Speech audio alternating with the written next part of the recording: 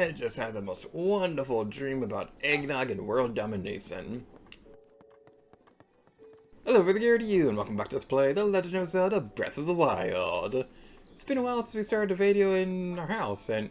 Actually, have we ever started a video in the house? Huh. Anyway, in today's video, we are finally going to be finishing off every side quest in the Hateno region. So there's a reason why it's taken a while for me to get around to doing this, but we'll get into that in due time. But as for right now, we'll be continuing onwards and ignoring Hateno Village. As soon as Raisin will go on. Raisin, go! Move!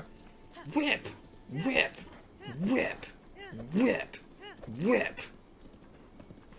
Alright, so the first thing we'll be taking care of is going to be located over here towards the Hateno Bay. More specifically, it's going to be located within this general vicinity. So probably better off actually starting up here so we can, like, you know, fly over there. Then I'll feel like walking. Walking is for lame people. That is one thing that I tend to try not to do too often whenever I play games and things like that. I tend to try to avoid using fast travel whenever I can, because I'm weird. I like seeing how long it takes to actually walk across the area. Now, obviously, for something like Xenoblade, yeah, fast travel is probably going to be the best way to get around the world and things like that. But I don't know, something about this game, I try my best to avoid using fast travel whenever I can. And, okay, I know I just said Xenoblade is the game that I want to do that, but it's funny because I say that because Xenoblade Chronicles 2 Torna is actually the big reason why I try to avoid fast travel whenever I can. Because with that game, whenever I was playing through the game the first time, what I'd do was that I would, like, play through the game on the treadmill, because I was working out around that time. So I'd have the Switch set up on a treadmill, and with the Joy-Cons in my hands on the side, what I would do is that I'd avoid fast travel whenever I possibly could, so that I'd feel like I'd actually walk across the world of Torna. Now, it's very silly, but it was pretty good for my health. Like, it was pretty healthy and stuff like that, so if I ever, you know, find another place with a treadmill, I definitely want to get back into that again. So, yeah, that'd be pretty fun. Yeah, going back to the actual video we'll be taking care of today. The first objective is going to be located over here with all the seagulls. But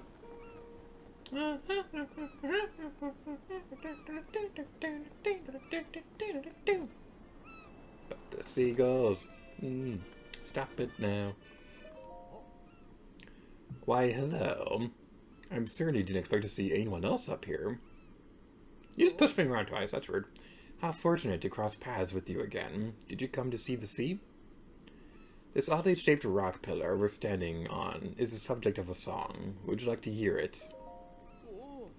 As you wish.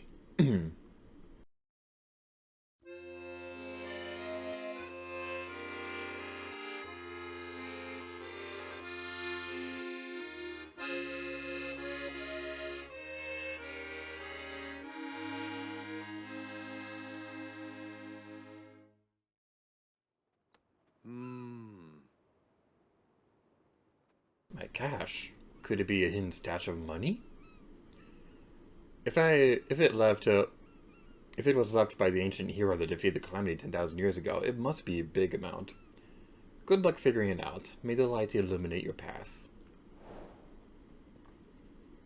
So it is currently 2 o'clock, I believe, so we gotta wait around for a little bit for this to go off. But basically what we want to do, the song mentions something along the lines of, at 17 of 24, going by a 24-hour clock, that's 5 o'clock. So at that time, that's what you want to keep in mind. And the funny thing about this is that when I first started playing out this Let's Play, I did not know what that meant. I think that goes by military time, because, like, when you're going by military time, 1300 hours is 1 o'clock in the afternoon, and then it goes from there. And the reason I know that is because the schedule at work and things like that goes by military time. I don't know why, but eventually I learned it, so yay! One minor thing that I'd like to say about this game real quick, I really love it when games take advantage of lighting engines. Because, like, I really like in this one how it's using the shadow of this pillar to give you a hint on where you need to go.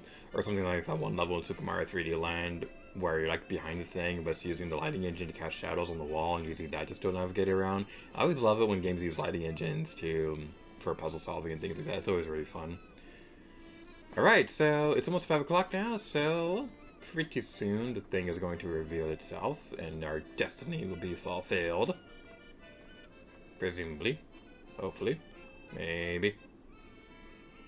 Almost there, almost there. It's almost there. Alright. So now it is the alleged 5 o'clock I've heard oh so much about. And we saw Cass disappear from existence. So, with this in mind... Ooh, check that out. There's a shiny thingy under the surface. Under the sea. Under the sea. I'm one of the 5 people looking forward to Little Mermaid Remake.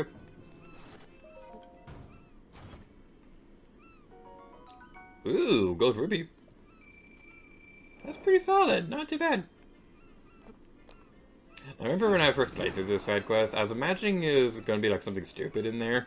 Like I was pretty certain it was going to be like some kind of really bad treasure or something like that, and Cass would be surprised about what it would be. But no, it's a gold ruby. What? So the hero savings amount to nothing more than a single gold ruby? Well, hero though he was much more rich in character than wealth. Still, that is a fair sum. I hope you'll make good use of it. I'm going to use it to buy eggnog, and no one else is allowed to have it because I'm selfish.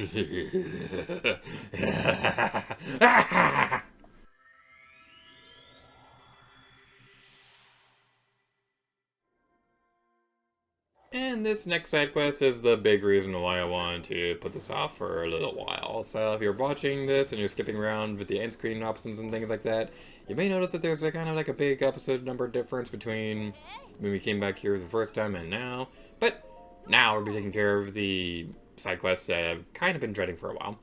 Hey mister, did you come from the big wide world? You look like you're good with a bow and sword, so you must be pretty strong. Are you strong or what? No, not really.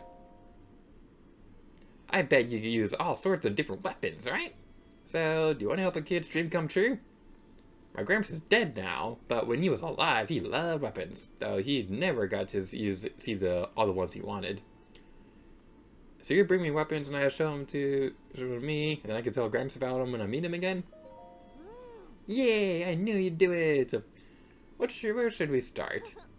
Have you heard of the Traveler's Sword? I've seen it in books, but never in real life. If you find it, please let me see it. And if you're watching the previous episode of the playlist, this is the big reason why I wanted to avoid using these weapons. So, we got the Traveler's Sword. Let's go talk to you. Isn't that the Traveler's Sword? So cool, let me see it! I like how the other kid was like frozen in midair. Wait, this blinking animation is still going. That's funny. Wow, so awesome, so cool! I'm so flipped when you hear when I saw this. Thanks, here's stuck in my thanks. Red Ruby. No worries. We're going to to give it a person that's easy out of 5. Close enough. Alright, next. Grandpa said he wanted to see. Post it again. Oh, I remember now. Alright. Have you heard of the fire rod? Grandpa said you found one of those items around here. If you get a hold of one, let me see it. His voice kind of transitioned into like the Nooklings from Animal Crossing. Get back over here. Hey! Ow! It's not the fire rod? So cool, let me see it!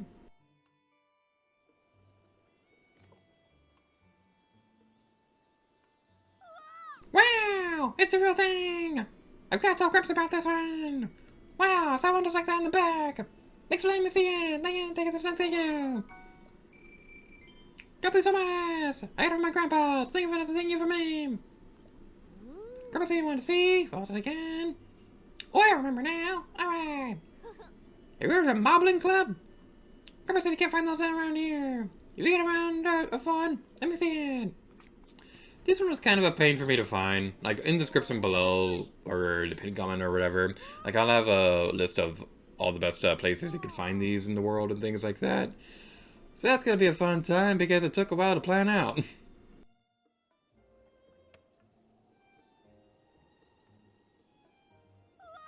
Wow! It's even more amazing than I ever imagined!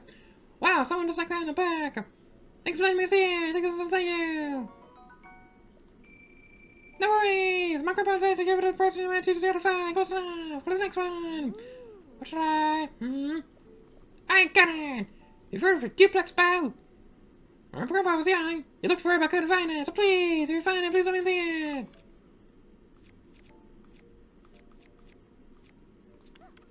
So I believe these are found in the by the Yiga clan members and things like that.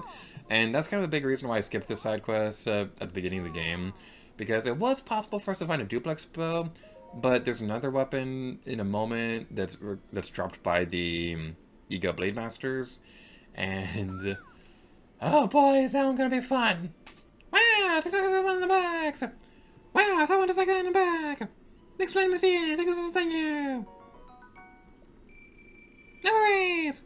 We're going to give it a person who's out of 5. Close enough. Alright, next. Grab out to anyone to see. Pause it again. Oh, I remember now. Alright. You're to a Windcleaver. This is the one I don't have yet. So, I was trying to get all the weapons before we started recording this video. For some stupid reason, this one just would not show up. And it's weird because I usually have a good system. I usually have a good few spots where I can somewhat consistently get a Yiga Blademaster to show up. They just would not spawn in these spots. So we're going to try again. Try again. If we can't find them in a minute, then we'll just skip ahead and things like that. And it's going to be a fun time all around. Everyone's going to be happy and joyful. It only took an eternity, but I found a stupid Windcleaver.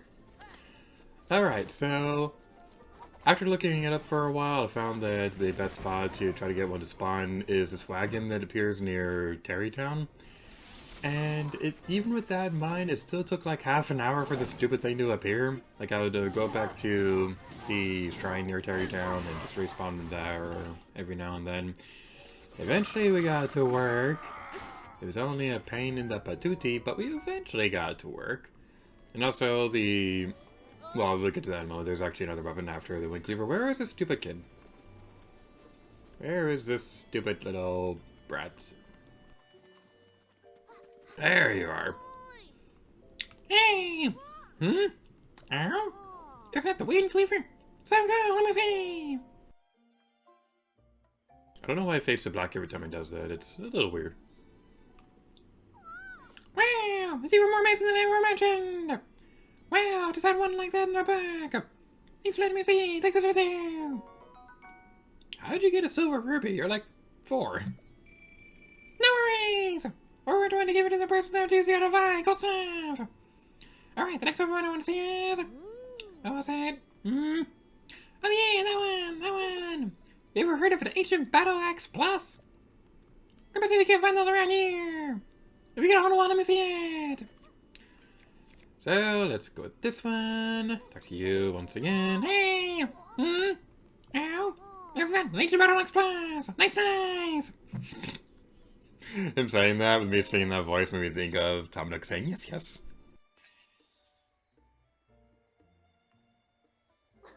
Wow! Looks strong!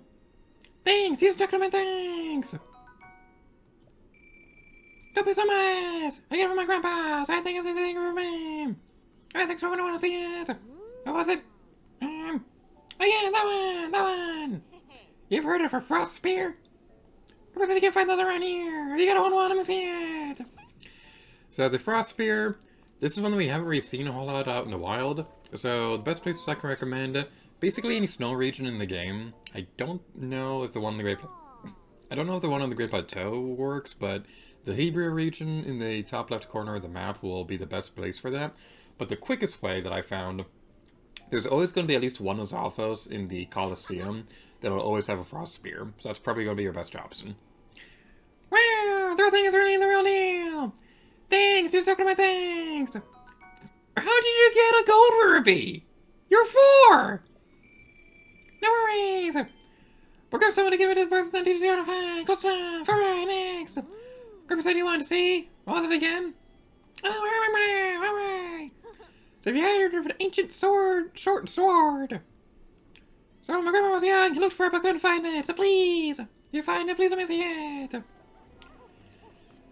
The last weapon is one that we haven't gotten yet. Now, we have talked a little bit before about the Akala Ancient Tech Lab. I don't intend to get every single weapon that's possible to get here, because I honestly don't really think it's really all that worth it. But there are a couple ones there that are pretty worth getting if you ever want to get stuff. Don't you ever start a sentence where you're saying words, but then you realize after you say something, you're like, wait, that would have been the perfect place to end the sentence. Wait, no, my mouth is still going. No! That's, had to struggle. Anyway, let's go inside here and check out the, Pikmin. It still looks like a Pikmin, even after all this time. So, yeah, these are all the weapons and stuff, mostly ancient things. I honestly don't really care about the ancient armor, because, yeah, it's pretty good for fighting guardians, but we don't really need to do that because we have shield bashing on our side, and the armor just looks ugly. I'm sorry, it looks terrible. So, the thing that we want was the ancient short sword. Exchanging, beep, beep, exchanging, beep, beep, results available, weep. Insert material in rubies, receive ancient equipment in exchange. Alright. And now we can afford the other one. I want to get the ancient blade saw because it's just so cool. It's literally a chainsaw. But unfortunately that wasn't the case. Thanks for your time. Come again, weep. Familiar name missing. Can we get a robotic Pikmin in Pikmin 4? Because that'd be really cool. And by the way, Pikmin 4 is actually a thing now, and I'm super excited. So, a bit of a fun fact. The Akala Ancient Tech Lab, I don't remember if we talked about this before, but one of my favorite details about this was something that was in concept art for Breath of the Wild. So, one of the original ideas was for the top of the building to look like a guardian. And not just any guardian, but a guardian with a hat. It would, like, move its hat, like, all gentlemanly and things like that as you approached it. It was super cute. Unfortunately, this didn't make it into the final game, and it makes me super sad. What the? It's not even raining! Okay, it is raining, but it didn't look like it was raining. Alright, where is that little twerp? Hello, little twerp! Hey! Huh? Isn't that the ancient sword? You remembered our promise! Thanks, let me see it!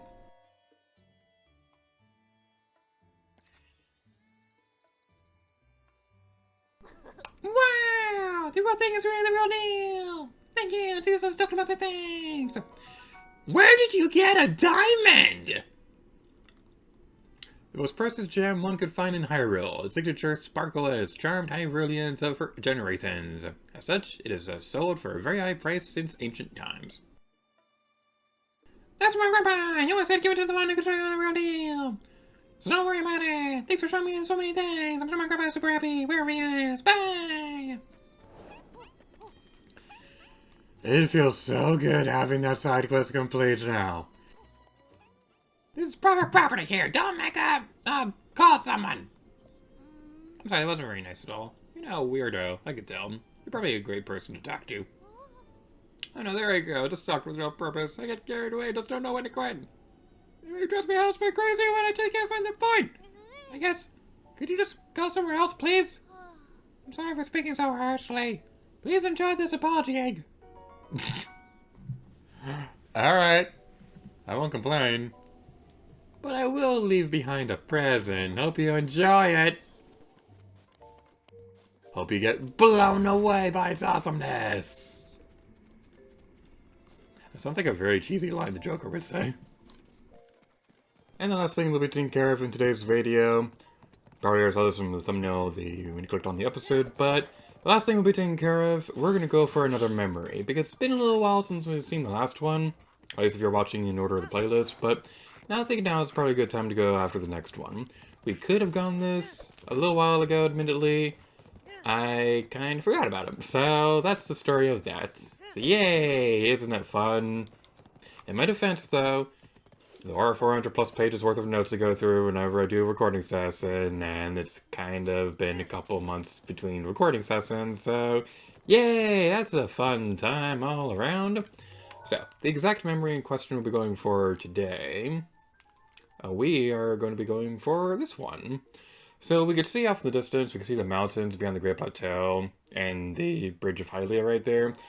Which means somewhere around this general vicinity should be a tree. And I believe that's the tree over there. I think. Is it over here? No, it's over there. Yeah, that's definitely a tree. So let's go this way. Now, I've probably already talked about this before in the previous episode of the playlist, but hunting the memories, it's easily one of the coolest things in this game. You get to see more of the landscapes and things like that, and just really familiarize yourself with the world of Hyrule. And, I don't know, I just always really like this part of the game.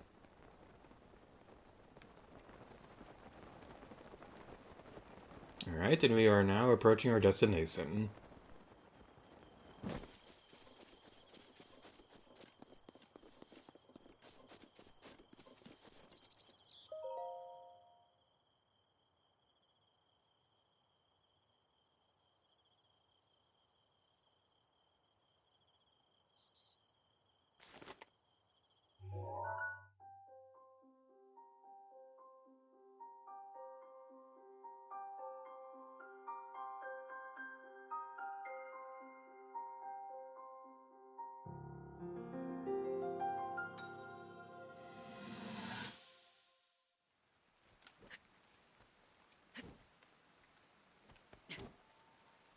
I doubt this will let up anytime soon.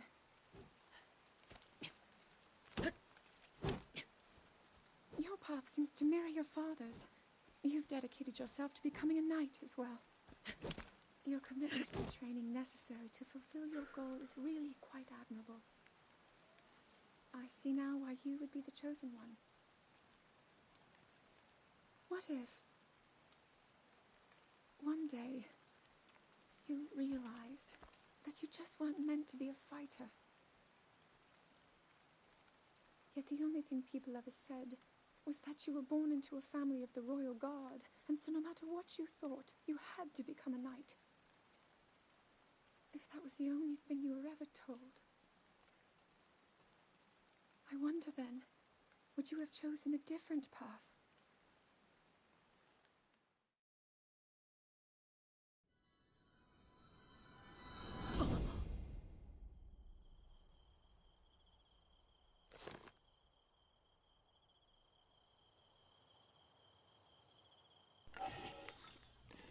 I love that memory.